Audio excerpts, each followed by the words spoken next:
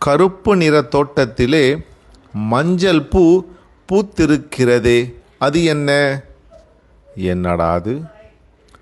கருப்பு இதில் மஞ்சள் பூவாமே, நல்லா தான் இருக்கும் பொழுது. யோசிச்சு பாருங்கள், கருப்பு மஞ்சள் அழகாக இருக்கும் பொழுது. அந்த அழகை ரசிக்கிறதெல்லாம் போதும், அது யார் என்று மட்டும் முதல்ல கண்டுபிடிங்க. அப்புறம் உட்காந்து பொறுமையாக யோசிங்க, ரசித்து பாருங்கள். கண்டுபிடிச்சிங்களா அது என்னான்ட்டு?